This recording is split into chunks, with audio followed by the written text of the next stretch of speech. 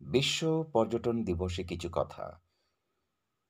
উত্তরের উত্তরের পর্যটন অন্যতম আকর্ষণের কেন্দ্র সারা ভারতের পর্যটকদের কাছে। তো আগামী দিনে উত্তরের পর্যটন পাহাড়, নদী, চা বাগান থেকে আরম্ভ করে আরও অনেক কিছু ছড়িয়ে ছিটিয়ে রয়েছে এই অঞ্চলে, যাকে কেন্দ্র করে উদযাপিত হচ্ছে পর্যটন উৎসব।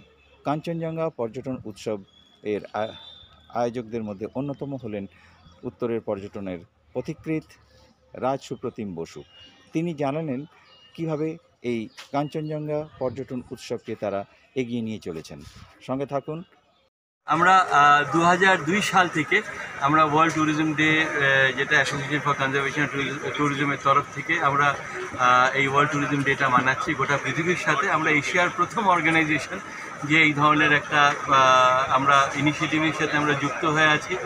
বিশেষ করে আমরা প্রথম থেকেই সাস্টেনেবিলিটি নিয়ে আমরা কাজ করছি, যেহেতু আমরা 2002 সালে Kanchenjunga region international eco tourism park আমরা সেই সময় লঞ্চ করে দিয়েছিলাম এবং কন্টিনিউয়াসলি আমরা এই ওয়ার্ল্ড ট্যুরিজম ডে সেলিব্রেশনটাকে এটাকে বেস করেই করি, এন্টায়ার এখানকার কমিউনিটি নিয়ে করি। এবং এই বছর আমাদের 24তম বছর এবং এই ধরনের একটা থিম আমাদের সাথে একদম অ্যাপ্ট, একদম মিলে গেছে। এবং ইউনাইটেড নেশনস থেকে শুরু করে, মিনিস্ট্রি অফ ট্যুরিজম থেকে শুরু করে বিভিন্ন স্টেট গভর্নমেন্ট, বিভিন্ন ন্যাশনাল গভর্নমেন্টস, ভুটান, নেপাল, এরা সবাই কিন্তু আমাদের এই ওয়ার্ল্ড ট্যুরিজম ডেতে যুক্ত হয়েছে। ভুটান এবার আমাদের সাথে পার্টনার কান্ট্রি, ঝাড়খণ্ড আমাদের সাথে এই বছর পার্টনার স্টেট।